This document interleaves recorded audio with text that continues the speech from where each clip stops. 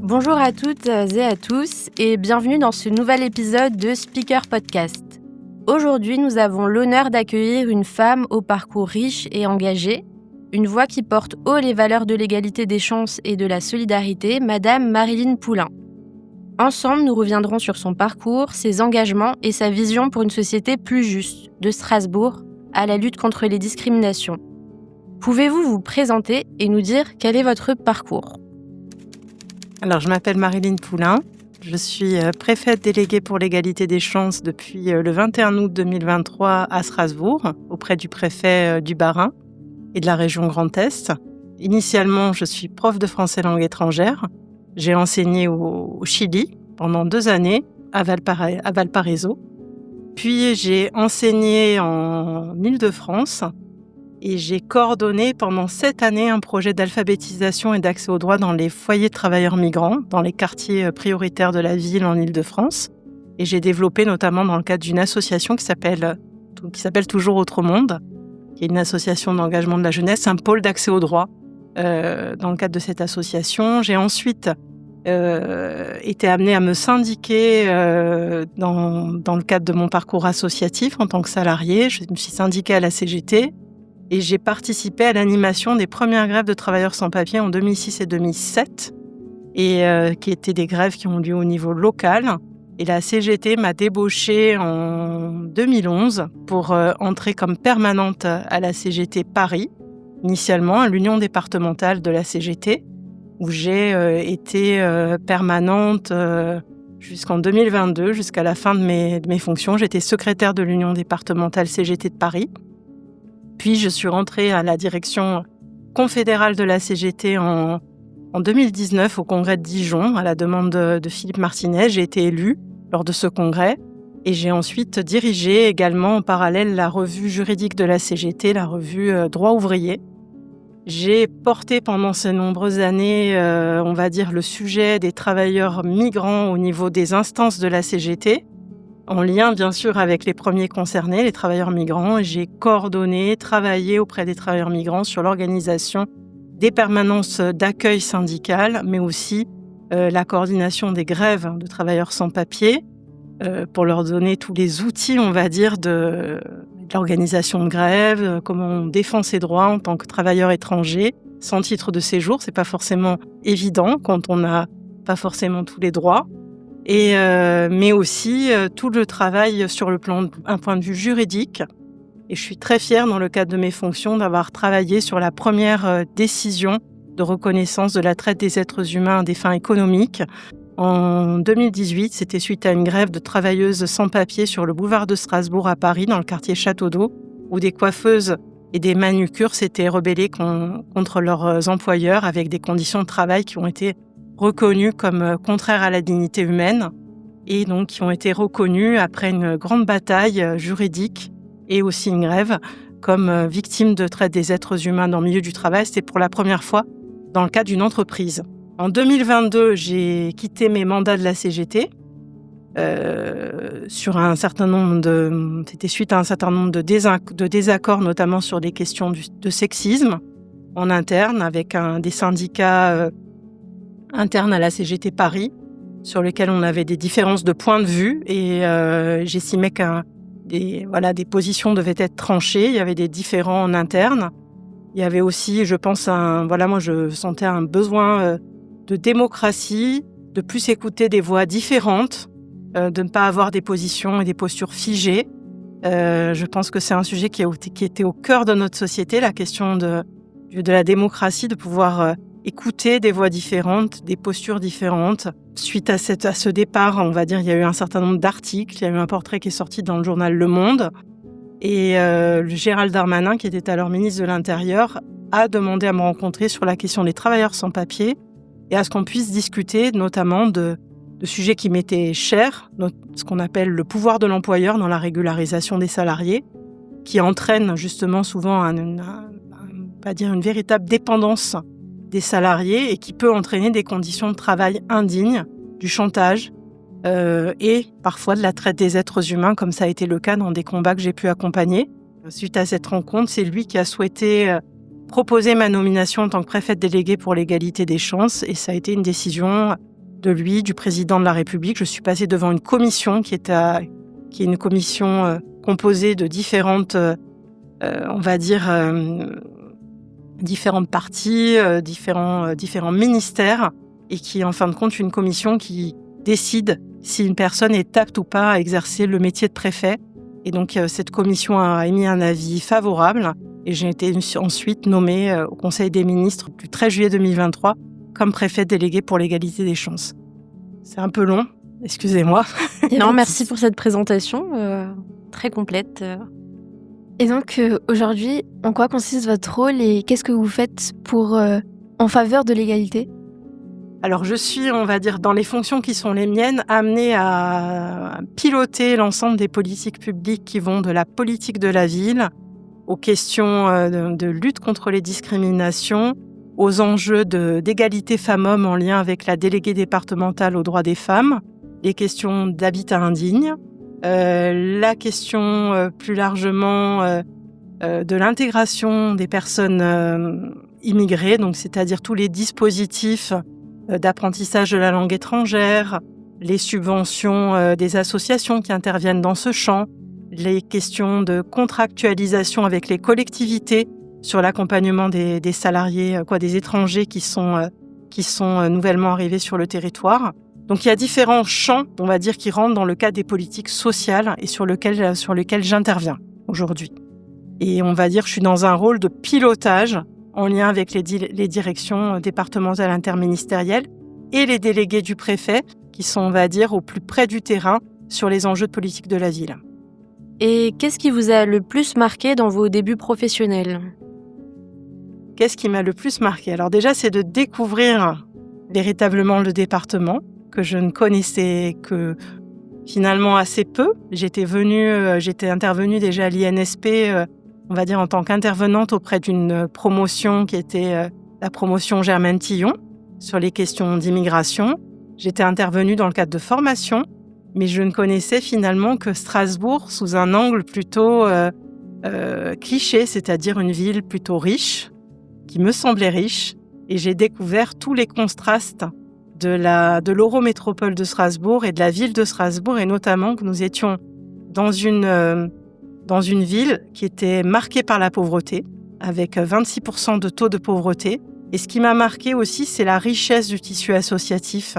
Je pense qu'on est sur un tissu associatif extrêmement dense, extrêmement fort, très engagé dans la politique de la ville. Et j'estime qu'on doit être vraiment en soutien de ce tissu.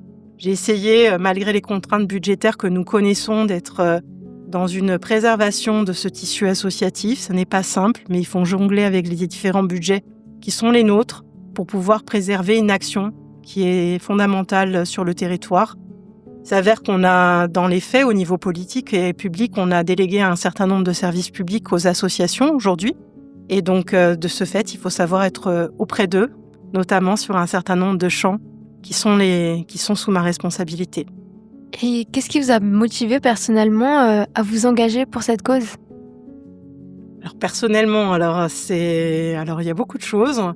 Déjà, je viens d'un milieu rural. Je suis moitié corse, donc j'ai vécu mon enfance dans un petit hameau corse, donc loin, on va dire dans un cadre où on peut être éloigné des services publics, où l'accès aux soins n'est pas toujours facile. Donc je connais ce sentiment qu'on peut avoir d'isolement, que l'on peut vivre en ruralité, mais aussi en quartier prioritaire de la ville. Donc je pense que c'est un des enjeux qui m'a amenée à m'engager. J'ai aussi la chance en Corse d'avoir vécu dans une maison familiale où j'avais un grand-père résistant, gaulliste, et son beau-frère qui vivait sous le même toit et qui était résistant communiste. Et j'ai pu justement vivre les débats politiques au sein de ma cellule familiale, on va dire avec des personnes qui étaient résistantes, qui étaient réunies par le Conseil national de la résistance. Et pour moi, c'est un modèle qui m'inspire énormément, qui continue à m'inspirer, cette capacité à pouvoir débattre, avoir des opinions différentes, mais aussi d'être motivé par un seul but qui est celui de l'intérêt général, et aussi cette résistance face au nazisme dans ce cas précis, Et donc, je pense que cette histoire familiale, elle m'a nourrie énormément et c'est ce qui m'a donné envie de m'engager dans mes premières fonctions en tant que professeur de langue étrangère et de français langue étrangère, mais aussi dans le cadre de l'alphabétisation, l'accès au droit, mais aujourd'hui aussi dans les fonctions qui sont les miennes. C'est une continuité pour moi et le fait de continuer à travailler sur les questions d'égalité et d'émancipation. Pour vous, que signifie l'égalité des chances dans notre société et qu'est-ce qui fait que certaines personnes sont plus avantagées que d'autres ? Je pense que, justement, comme je vous disais, moi-même, je viens d'un milieu rural. Je pense que quand on vit en ruralité, quand on vient de milieux sociaux qui sont différents, Speaker a mis en avant dans un de ses films les frontières imaginaires qui peuvent nous assigner à résidence, si je puis dire. Et donc, ces frontières imaginaires, je pense qu'elles peuvent justement faire que les personnes s'autocensurent, qu'elles soient en ruralité, en quartier prioritaire de la ville, et qu'on a besoin de dépasser ces frontières. C'est cette question de l'assignation en résidence, c'est ça qui me motive et qui fait que pour moi, la question de l'égalité des chances, c'est le dépassement de cette assignation en résidence, le dépassement des déterminismes sociaux, le fait qu'on puisse être d'origine différente, qu'on puisse être d'un milieu social différent et qu'on puisse dépasser cela. Je pense qu'on n'a pas les mêmes chances initialement et qu'il faut qu'on puisse ouvrir le champ des possibles à chacun et aussi détecter les talents, les personnes qui ont justement la possibilité aussi de pouvoir enrichir la haute administration et tous les métiers et s'accomplir. Et selon vous, quelles sont les barrières aujourd'hui qui empêchent l'égalité ? Je vous dis, c'est pour moi les questions sociales, les questions des origines, tout ce qui est en fin de compte lié aux enjeux de discrimination, le handicap. Il peut y avoir plein de freins en fin de compte. Quand on est une femme, on sait très bien que on peut être dans des milieux très masculins. Moi, j'ai finalement eu des fonctions dans des milieux très masculins, que ce soit dans le syndicalisme, où il y avait quand même beaucoup de responsables, de dirigeants masculins, mais aussi dans la préfectorale, qui est un milieu qui est assez masculin. Et donc, je pense qu'on doit aujourd'hui être présente, pouvoir revendiquer des salaires qui sont les mêmes. C'est des combats qui sont totalement légitimes. Et le sujet qui est l'égalité femmes-hommes et qui est sous ma responsabilité aujourd'hui avec la déléguée départementale aux droits des femmes, comme je vous le disais initialement, est un sujet qui m'est cher. Je pense qu'on a encore beaucoup de barrières à lever sur tous ces champs. Et donc, il y en a de multiples. Là, je vous ai pas tout cité, mais forcément, il y a aujourd'hui un grand nombre de discriminations et il y a besoin de permettre aux personnes de s'épanouir et de s'accomplir, quelles que soient les frontières qui nous entravent. En quoi les associations strasbourgeoises peuvent-elles être un levier à ce sujet ? Sur plein de champs, en fin de compte. On a beaucoup d'associations. Alors déjà, moi, ce qui me plaît dans le tissu associatif strasbourgeois, c'est qu'on a beaucoup d'associations qui ont été créées par des personnes issues elles-mêmes des quartiers prioritaires, par des personnes issues de la ruralité, qui ont connu elles-mêmes ces frontières imaginaires et qui ont réussi. Et donc, on a beaucoup d'associations qui, justement, on va dire, on tire vers le haut ces jeunes des quartiers prioritaires, parce que je pense que la question de l'enfance, de la jeunesse, de l'adolescence, c'est au cœur de nos enjeux. C'est aujourd'hui, et je vois que dans beaucoup d'associations que nous soutenons, alors si les citer, ce serait un peu réducteur parce qu'il y en a tellement que nous soutenons dans le cadre de la politique de la ville que citer quelques-unes, ce serait un petit peu gênant, mais il y a beaucoup d'associations qui interviennent dans ces champs et qui ouvrent des perspectives. Et ça, je pense que c'est un moteur très très fort. Après, on a des associations qui vont œuvrer dans des champs de l'accès au droit, des associations qui vont œuvrer dans le champ de la citoyenneté, des associations qui vont œuvrer dans le champ de la discrimination, notamment je pense à l'espace égalité de Strasbourg, qui est un très beau lieu où beaucoup d'associations interviennent dans le milieu scolaire. Donc on a des associations qui interviennent dans les cités éducatives, on a une richesse très forte, beaucoup d'associations qui sont engagées sur le sujet du français langue étrangère. J'ai été très impressionnée de voir que, par exemple, sur le français langue étrangère, on a beaucoup d'associations qui travaillent avec des professionnels.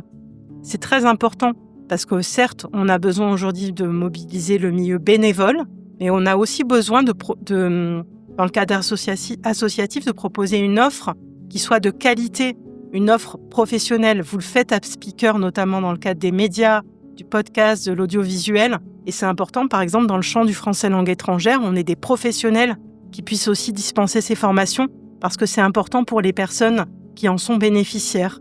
Donc je trouve qu'il y a un tissu qui est dense, qui est très professionnel et qui est très présent. Les centres socioculturels ont aussi un rôle très important dans certains quartiers prioritaires et qui sont ils ont un rôle de pilier et c'est important.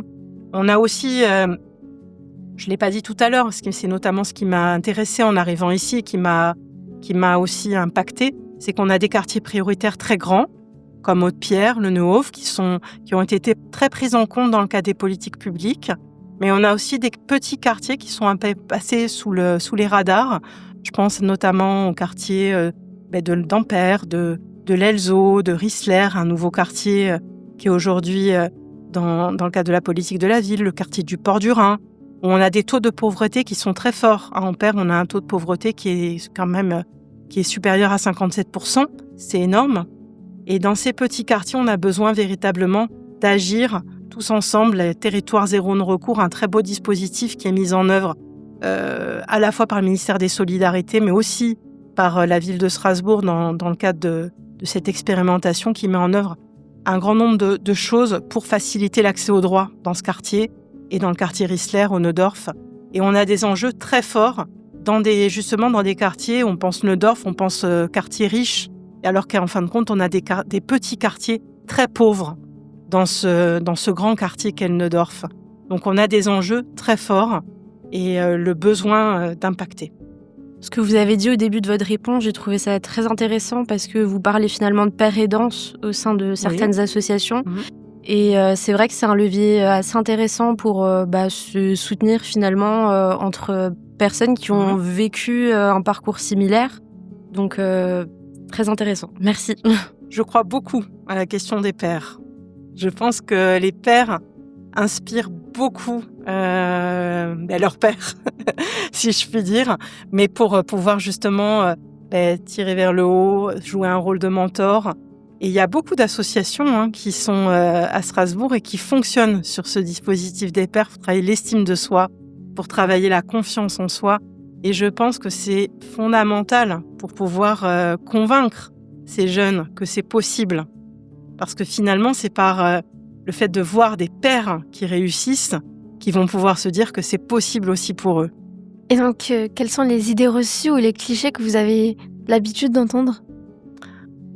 On peut entendre beaucoup de choses sur les jeunes des quartiers prioritaires, vous le savez tous, sur la question les questions de violence dans les quartiers prioritaires, les questions forcément de stupéfiants, les questions, toutes les images, les idées reçues. Je dois dire que, alors c'est un parallèle qui peut-être peut paraître osé, mais moi-même je suis corse et quand j'étais jeune, j'entendais beaucoup de clichés sur la Corse, sur la violence, etc. Et je trouve c'est un parallèle qui peut se faire entre notamment les quartiers prioritaires parce qu'on entend beaucoup de clichés. Et dans les faits, quand on connaît la réalité, quand on voit les parcours inspirants, que ce soit, comme je disais, en Corse, que ce soit en quartier prioritaire, on voit qu'il y a plein de talents de partout et on a surtout la majorité des habitants, qui soient en Corse, qui soient en quartier prioritaire, qui sont contre cette violence, qui n'aspirent qu'à la sécurité, qu'à la tranquillité. Et on va dire que c'est souvent une minorité qui fait parler d'elle et qu'on a besoin de plus entendre et finalement rendre visibles tous ces talents qui irriguent ces quartiers et ces territoires. Mais finalement, pourquoi ces clichés persistent au final ? Pourquoi ces clichés persistent ? Parce qu'on est dans une société qui parfois a peut-être besoin de simplifier, de réduire. Des fois, c'est parfois des réflexes humains que des fois de la question de la division, les questions de... Voilà, je sais pas si c'est... Je pense que c'est des réflexes de simplifier comme on peut l'être dans le cadre finalement du racisme, des discriminations, c'est-à-dire c'est des voies qui sont parfois très simples quand on est confronté à des sujets plus profonds que sont les questions sociales, les questions on va dire, des maux véritables qui finalement affectent nos sociétés. Et c'est plus facile de rejeter la faute sur un tiers ou sur un quartier ou sur des personnes issues de l'immigration ou issues des quartiers. Voilà, c'est plus facile en fin de compte de détourner le regard plutôt que d'affronter les réels problèmes de la société. C'est mon ressenti. Après, c'est très difficile de savoir ce qui nourrit toutes les formes de discrimination. Et c'est plus aisé de cibler, on va dire, des populations qui sont minoritaires. Est-ce que vous pouvez nous donner un exemple d'action concrète qui a marqué votre carrière, que ce soit de manière positive ou négative ? Pour moi, alors ma carrière plus généralement, donc je pense que l'action dont je serais le plus fière, alors certains vont dire oui, on revient à la CGT, mais c'est quand même, je pense que dans la vie, quand on arrive à faire, on va dire, à faire avancer le droit, c'est quelque chose qui est précieux. Et pour moi, je pense que le combat des coiffeuses du boulevard de Strasbourg et le fait qu'on ait réussi tous ensemble, ça a été un très grand travail collectif à faire reconnaître la traite des êtres humains pour la première fois devant un tribunal. Il faut dire que j'en ai pleuré ce jour-là, les coiffeuses aussi, et c'est quelque chose qui marque une vie. Le fait de pouvoir faire avancer le droit alors qu'on était sur une vision du droit qui était beaucoup plus restrictive, puisqu'on était sur le fait que finalement le droit international venait d'être transposé dans le droit français, et finalement on était sur parfois une mauvaise appréciation de ce délit qui est quand même une forme d'exploitation la plus grave aujourd'hui d'un point de vue international, et qu'en fin de compte on était sur une vision qui était restrictive, avec la logique que la traite des êtres humains c'était forcément faire venir des personnes de l'étranger pour les exploiter, alors que non, on avait finalement des personnes qui étaient exploitées sur le sol français par des personnes qui étaient sur le sol français, qui les avaient recrutées volontairement parce qu'elles étaient précaires, sans titre de séjour. Certaines étaient obligées de se prostituer parce qu'elles n'avaient pas les moyens de vivre. Elles étaient payées 200 à 400 euros par mois, et dans des conditions que j'avais rarement vues dans ma vie. Et je pense que c'était des parcours de femmes très, très violents, avec des parcours migratoires très durs, où elles avaient vécu, pour certaines, la prostitution sur le chemin qui les avait menées, par exemple, du Nigeria jusqu'à la France, et en passant par l'Italie, en ayant été prostituées en Sicile, par exemple, etc. C'est des parcours de vie très, très durs. Et je pense que c'est sûrement une des batailles qui m'a le plus marquée dans ma vie. Et le fait de la gagner tous ensemble, c'était une bataille très riche. Et puis j'ai travaillé beaucoup à ce qu'on puisse faire converger les énergies dans cette bataille avec les cinéastes qui se sont engagés, des personnes comme Laurent Cantet, qui est décédé, et personne pour qui j'avais une grande amitié et une profonde admiration, mais aussi travailler avec des personnes comme Pascal Ferrand, des grands cinéastes sur Catel Quillet-Verret, Élie Cisterne, qui ont travaillé d'ailleurs sur le sujet des quartiers, et qui sont venus filmer les coiffeuses sur place. Travailler sur cette convergence, c'était quelque chose de très fort. Et le fait de pouvoir faire émerger cette réalité sont pas des réalités c'est souvent des réalités qui sont assez peu vues par le grand public. Donc parfois il faut fédérer pour pouvoir rendre des batailles visibles. Merci beaucoup. Alors tout à l'heure, vous nous faisiez part du préjugé que vous avez pu avoir sur la ville de Strasbourg, que c'était une ville riche. Et en arrivant ici, finalement, qu'est-ce qui vous a le plus marqué dans le paysage strasbourgeois ? C'est la pauvreté, clairement. C'était la pauvreté que j'ai découverte. Et le fait qu'on soit sur une ville de contraste très fort. C'est-à-dire, il y a des véritables murs dans Strasbourg. Ils ne sont pas visibles, ce ne sont pas des murs érigés. Et c'est-à-dire qu'on peut être en centre-ville et puis d'un seul coup basculer dans des quartiers qui sont véritablement pauvres et où il y a des problématiques d'accès aux services publics, d'accès aux soins. Comme je disais quand je parlais du quartier Ampère, moi je suis fortement impressionnée, et je pense c'est ce qu'on fait, de mutualiser tous les moyens. Quand je vois un quartier qui est aussi enclavé, où il y a aujourd'hui plus un seul médecin généraliste. Donc on est en train de travailler sur des logiques pour développer à la fois de l'accès aux soins, peut-être un accès aux soins qui soit plus mobile, avec des permanences. On est en train de travailler avec l'ensemble des CPTS, avec l'ensemble des professionnels de santé pour justement travailler cette question-là, question des commerces, l'accès au commerce, la question de l'accès aux services publics. Comment on travaille sur ces champs. Alors, on a travaillé avec le bailleur Ofea, par exemple, qui va travailler bien sûr avec les collectivités concernées. Mais voilà, on a des sacrés enjeux devant nous et de voir une ville aussi riche et d'un seul coup découvrir des quartiers qui sont si pauvres, avec des problématiques si fortes d'accès aux services publics. Je pense que c'est un sujet qui est aujourd'hui au cœur des enjeux des politiques publiques, la question de l'accès aux services publics, l'accès aux soins. Ce sont des sujets qui sont au cœur des préoccupations des citoyens aujourd'hui, qu'on soit en ruralité, qu'on soit en quartier. C'est mon impression. J'avais aussi fait, dans les premiers jours où j'étais à Strasbourg, j'ai fait une tournée avec la BAC de nuit et on s'est retrouvés au quartier Cronenbourg. Et peut-être que c'est une des premières fois où j'ai été marquée par ce sujet. On s'est retrouvés en pied d'immeuble à discuter avec des jeunes à Cronenbourg, avec les policiers de la BAC. C'était une discussion qui était très intéressante parce que déjà, d'une part, c'était une discussion qui était ouverte, riche entre des jeunes et les policiers. Et c'était très fluide. Et ça permettait de lever beaucoup de préjugés quant aux jeunes, mais aussi quant aux policiers. Et on avait une discussion qui était très intéressante. Et notamment, on a discuté de la question c'est eux qui m'ont parlé de l'accès à l'emploi. Et en effet, avec ce sentiment aussi de délaissement à Cronenbourg quant au service public, d'où le fait qu'on va d'ailleurs inaugurer un espace France Service fin septembre à Cronenbourg. Ça a été un des sujets vraiment très forts que nous souhaitions porter avec à la fois la préfecture, mais aussi la collectivité. C'est-à-dire le fait que les jeunes de Cronenbourg se sentaient assez mis à l'écart par rapport au quartier d'Aude-Pierre qui avait été priorisé dans des actions passées.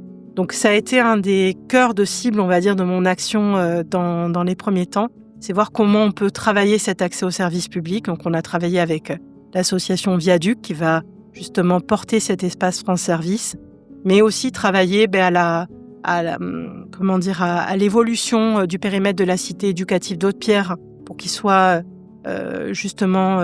qu'il aille au-delà, qu'il aille à Cronenbourg. Travailler pour que des associations qui intervenaient sur certains quartiers puissent aussi aujourd'hui intervenir à Cronenbourg, que le DACIP aujourd'hui puisse porter son action, par exemple, le DACIP qui travaille sur l'accompagnement vers l'emploi, puisse travailler avec des femmes dans le cadre de son action au féminin, en direction des femmes de Cronenbourg, de quartiers qui étaient un peu plus oubliés. Comment on peut élargir son action. On a des associations comme ça qui sont extrêmement fortes dans l'aller vers, dans le fait d'aller au contact avec la jeunesse et comment on peut les déployer dans les quartiers où les besoins se font le plus sentir. Cronenbourg, justement, je pense que c'était un des quartiers qui m'a peut-être le plus marqué quand je suis arrivée dans cette discussion avec la jeunesse, ce sentiment de délaissement. Et je me suis dit que notre action devait porter dans ce quartier comme dans les petits quartiers que je vous ai cités préalablement. Et donc je pense qu'on doit faire levier dans ces quartiers-là. Alors on essaye bien sûr de le déployer, je ne dis pas que ça se règle en 2 minutes, mais comment on va impacter, comment on va déployer l'action dans ces quartiers-là. Donc, ça passe par les acteurs associatifs, mais ça passe aussi, quand je dis l'espace France Service, c'est par notre présence à nous, plus accrue, et notamment dans cet accompagnement vers l'emploi. C'est ce qui m'avait marqué chez ces jeunes qui disaient qu'ils avaient besoin de trouver des emplois qui ne soient pas qu'une journée d'intérim, quelques missions par-ci par-là, mais des emplois pérennes. Ce qui est d'ailleurs parfois un préjugé, parce qu'on a l'impression que parfois certains acteurs de l'emploi vont vous dire « Ah mais non, la jeunesse, eux ils cherchent des emplois, des CDD, etc. » Ces jeunes-là, non. Ils me disaient qu'ils avaient envie de trouver des emplois stables. Et c'était complètement contraire aux idées reçues qu'on peut parfois véhiculer. Ils avaient envie de trouver des CDI, pouvoir trouver des logements, etc. C'est des sujets qui sont au cœur, je pense, de tout... on va dire au cœur de la jeunesse, cette envie de se stabiliser aussi, de trouver un épanouissement personnel. En fait, pour bouleverser les préjugés, il faut aller directement parler aux jeunes, tout simplement, j'ai l'impression. Juste poser les bonnes questions, discuter directement, aller au-delà du préjugé. J'ai l'impression que c'est une façon de répondre aussi à ces problématiques. Je pense que déjà, nous, au cœur de l'État, on se doit d'être sur le terrain. Moi, en tout cas, c'est comme ça que je conçois mon rôle de préfète, c'est-à-dire aller au contact, rencontrer la jeunesse, rencontrer les personnes des quartiers prioritaires, discuter avec eux, voir quels sont leurs besoins, quelles sont leurs attentes. Et je pense qu'on a, justement, quand j'ai été à la Cité de Lille après le 31 décembre, je suis allée, suite au drame qu'il y a eu à la Cité de Lille, on a eu un jeune qui a été renversé par un chauffard le 31 décembre. Et on est allé rencontrer les jeunes. Il y avait 200 personnes quand même qui étaient présentes. Et on a pu échanger sur les besoins, les attentes des habitants. Et c'est ça qui est important, c'est d'entendre. Donc ça, c'est, on va dire, en tant que personne au cœur des politiques publiques, on a besoin de ce retour du terrain, on va dire, de matérialiser les besoins et les attentes. Mais comment on lutte contre les préjugés, là je vous rejoins, c'est souvent par la réalité. Comment on lutte contre les préjugés sur l'immigration ? Mais c'est en rencontrant des personnes immigrées. C'est là où finalement on a le moins d'immigration que parfois les préjugés sont les plus tenaces. Donc de ce fait, je pense que c'est en rencontrant les gens qu'on parvient à lever les préjugés et c'est en parvenant aussi à rendre plus visibles les populations des quartiers, les populations de la ruralité, les populations immigrées. C'est en les rendant, c'est par la connaissance qu'on lutte contre le préjugé. C'est véritablement par la connaissance et par le contact, la rencontre. Toujours concernant Strasbourg, quelle est votre vision sur l'avenir du soutien à la politique de la ville ? Ma vision, c'est qu'on doit, comme je vous le disais, être sur une vision qui prenne en compte l'ensemble des quartiers prioritaires, qu'on soit sur des actions leviers très fortes. Je crois beaucoup à ça. Je pense qu'il y a des acteurs qui ont un impact important sur le territoire. On doit éviter... on doit soutenir l'ensemble des structures, mais il faut qu'on soit aussi sur le soutien d'actions fortes. Je pense à ça quand je vous citais le DACIP tout à l'heure. C'est le dispositif d'accompagnement, on va dire... j'oublie là. Le dispositif d'accompagnement collectif et individuel de proximité. Et ce dispositif, on va dire, c'est à la fois associer la question de la prévention spécialisée, la question du travail social et la question véritablement de l'accompagnement 360 degrés. Et on est sur un dispositif que je trouve assez exemplaire et on a souhaité le déployer au niveau État sur une expérimentation au féminin. On a réussi à le pérenniser là dans le cadre de la politique de la ville cet été sur une action pour 3 ans en direction des femmes.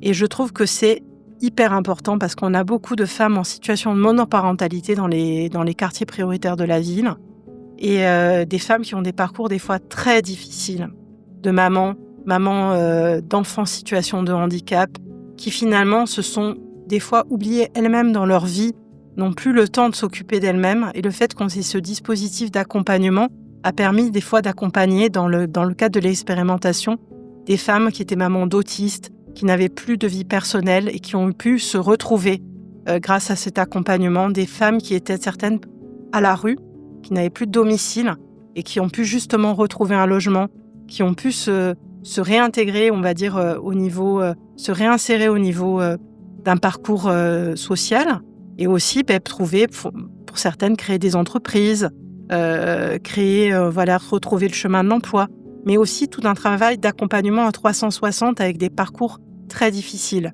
Ça, c'est par exemple un des leviers extrêmement importants.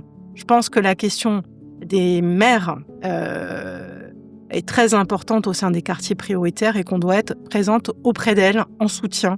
D'où le fait qu'on a souhaité notamment accompagner ce projet.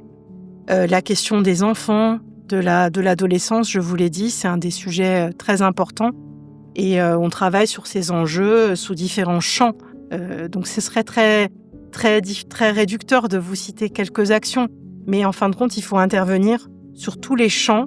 Et on a des moyens quand même importants au niveau de la politique de la ville, il faut le dire, qui nous permettent d'intervenir dans différents champs. La question du cadre de vie est au cœur aussi des attentes des habitants et on doit travailler sur cette question du renouvellement urbain. C'est pas toujours, il y a besoin toujours de sensibiliser bien sûr les citoyens parce que des fois ils vivent le renouvellement urbain un peu de manière intense dans certains quartiers, mais on a des quartiers qui se transforment aujourd'hui à Strasbourg et je pense que c'est important parce qu'en effet améliorer le cadre de vie, c'est important pour chacun. La question de la tranquillité publique, elle est aussi au cœur des attentes des habitants. La question de la santé mentale est au cœur des habitants.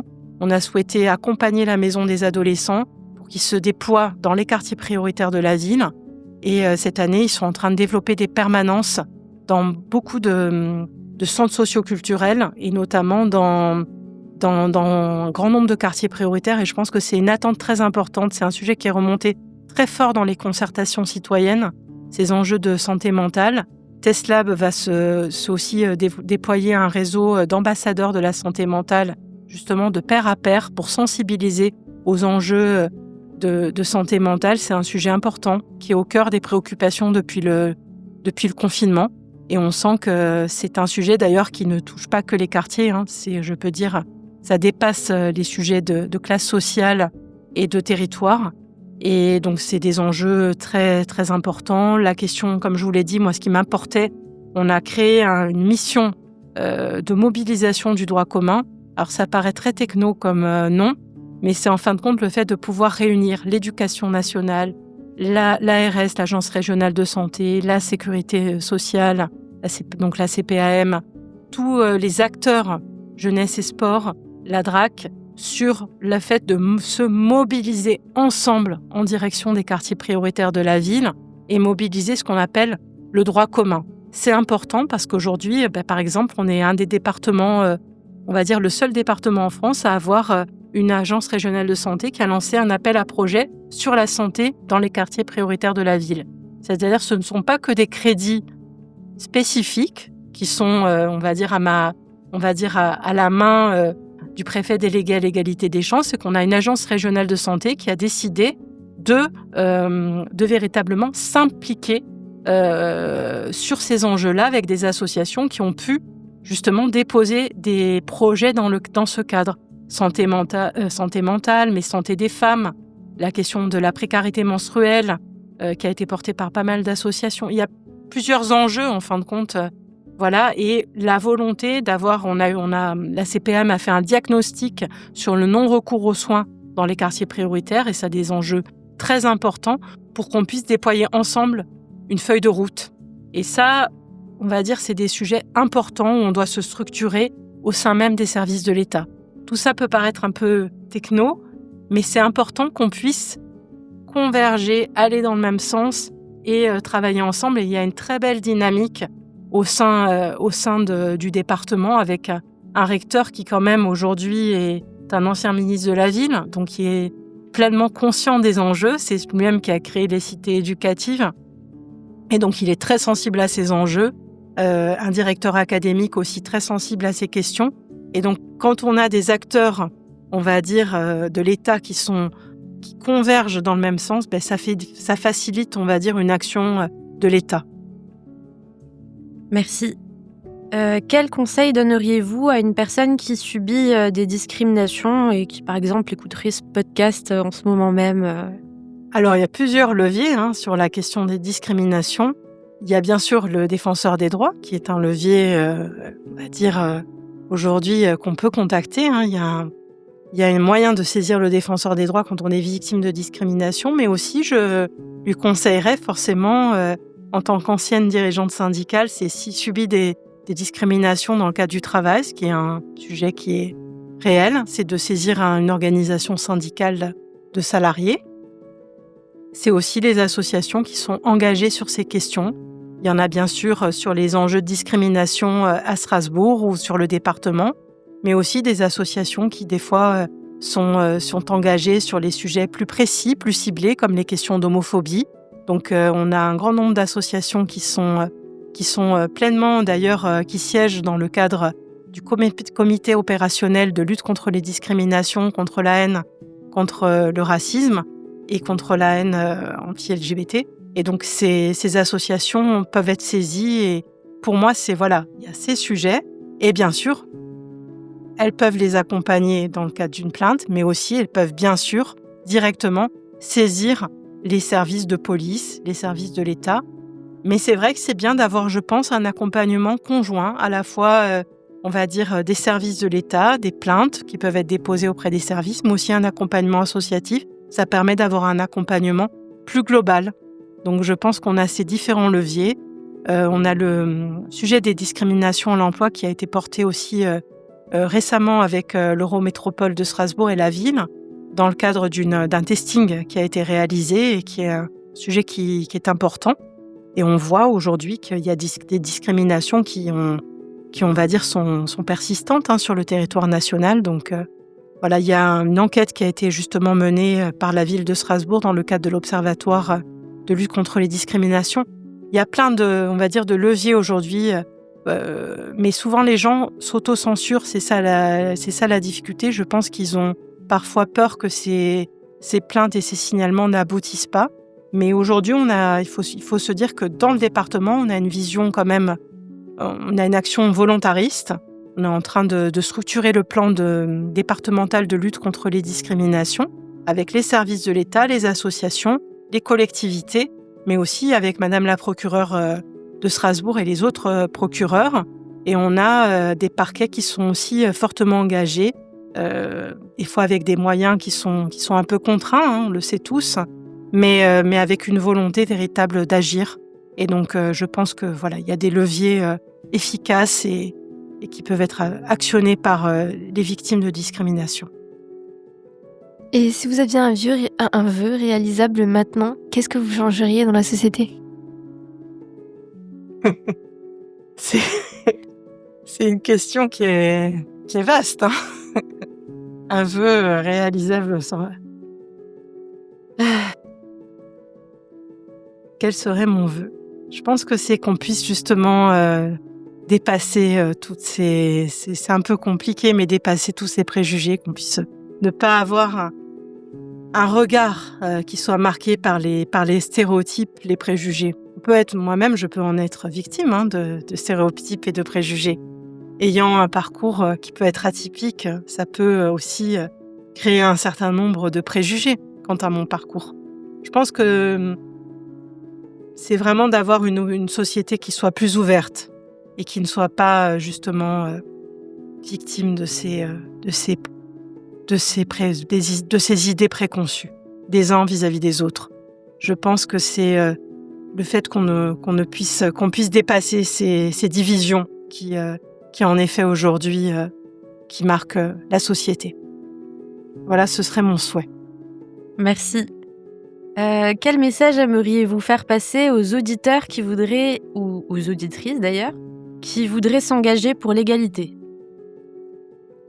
De rejoindre les associations qui sont aujourd'hui engagées sur ces actions, mais aussi, pourquoi pas, de s'engager aussi dans le cadre de leurs études. Il faut, comme je vous le disais, il faut faciliter aussi aujourd'hui l'accès à la fonction publique. Donc moi, je pense qu'on peut aussi s'engager au sein même de l'administration, au sein dans le cadre des études que les personnes font, essayer de les inciter à rejoindre et à ne pas s'auto-censurer, à passer les concours, à rejoindre la haute fonction publique. J'encourage à ce qu'on puisse avoir les profils les plus diversifiés. Et donc ça peut être bien sûr dans le cadre citoyen, dans le cadre de l'engagement associatif, mais c'est aussi dans le cadre institutionnel. C'est comment on s'engage dans les différentes administrations dans ce champ.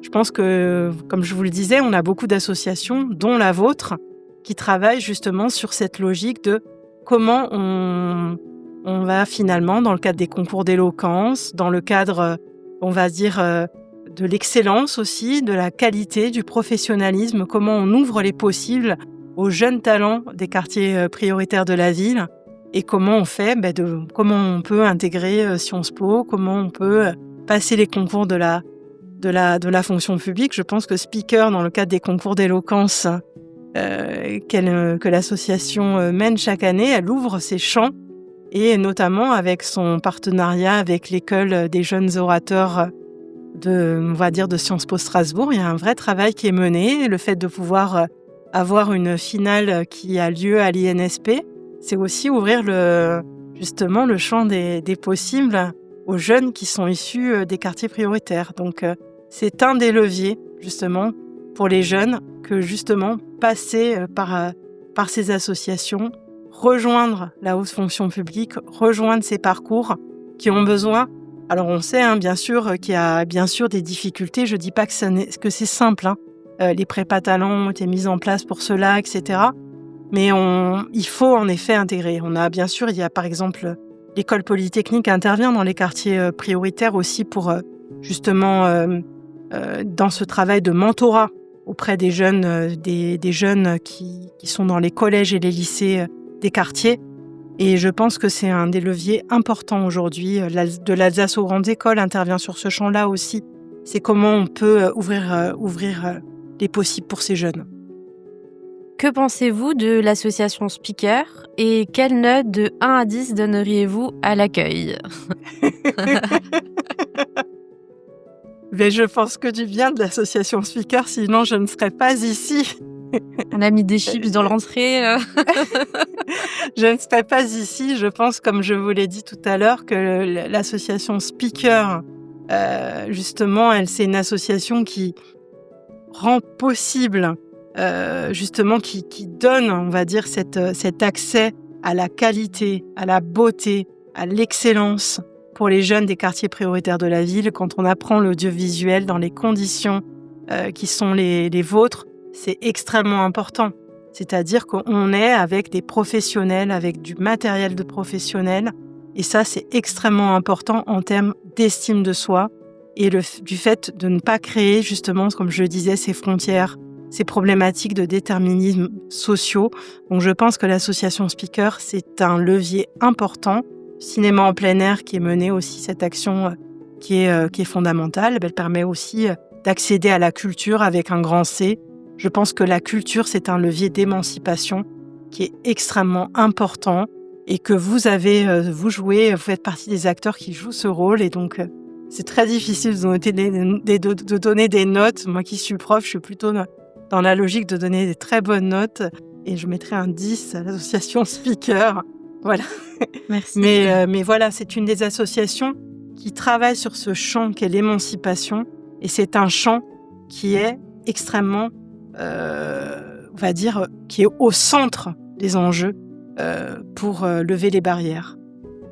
Madame la préfète, nous vous remercions du temps que vous nous avez accordé. Nous sommes persuadés que votre parcours associatif et professionnel va inspirer les générations futures pour plus d'égalité. C'est d'ailleurs ce que Speaker essaye de réaliser au quotidien dans les différents quartiers de Strasbourg. Très chers spectateurs, c'était Speaker Podcast. Merci pour votre écoute. Merci à vous.